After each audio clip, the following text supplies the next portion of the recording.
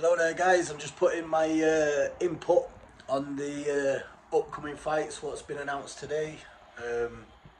Seen it in the comment section, someone's put what do I think to it and put a video. We'll start with fight number one.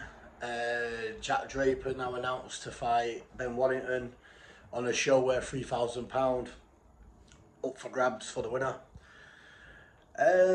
My input on the fight would be this is completely neutral. I don't get personal usually when it comes to fighting. It's just straight business. I don't let no one get upstairs. I just focus on the task in hand. I personally think the rundown of the fight with Jack and Ben would be pretty simple. Jack Draper wins. Ben's a game kid, he will get in, he will fight. Obviously he's had a lot of fights and what have you.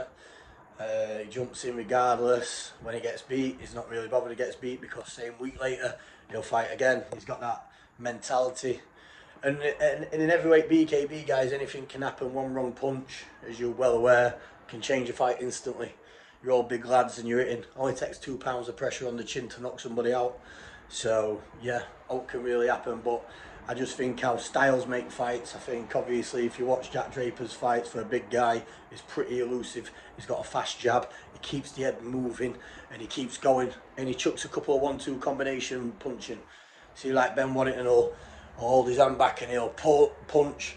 He don't really usually do no combination punching. If he does, I just think Jack's a lot quicker and he'll beat him to the punch. And yeah, I can just see Jack either knocking him out or really punishing him on a points fight, no matter what. But usually heavyweight BKB, as we know, never really goes to points usually.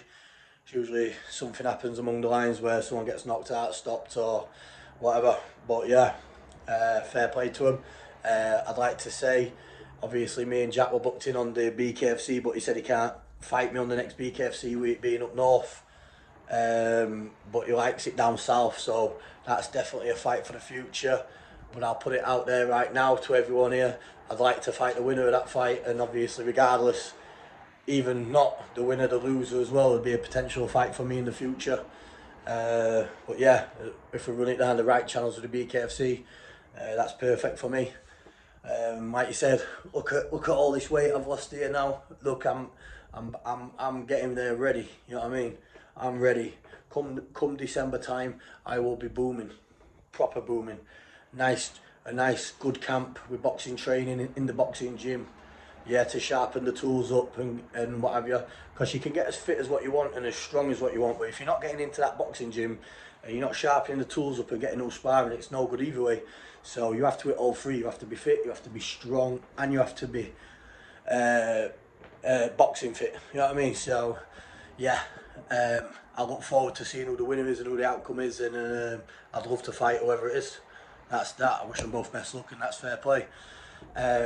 Second announcement of these fights, what I've seen, I don't know if it's really going to happen or it's cloak and dagger stuff, would be with Paul Venis and Decker.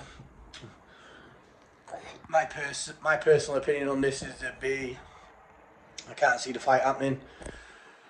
I can just see Paul getting messed about a lot due to just how Decker was supposed to fight Shadowboxer, then he was supposed to fight me, and then yeah, he don't really seem to set anything in stone. He said he was going to put something about me of a week with a date and setting time and sort a deal out.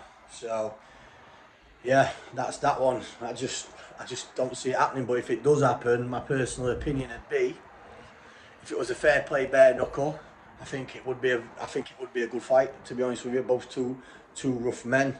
I think it could go either way if it was a fair play bare knuckle. Yeah, if it was an all-in or what have you. Paul can obviously good using his legs with being a K1 fighter and what have you. Could chop him down early with the sweep kicks, and yeah, basically I'd favour Paul, obviously, if it come to that respect. But if it was a stand-up bare knuckle fair play, I think it's pretty evenly matched, a 50-50 fight.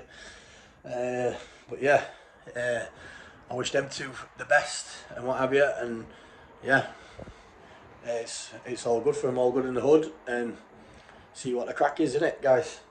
But yeah, they're just my options and my opinions on things, what I thought about it.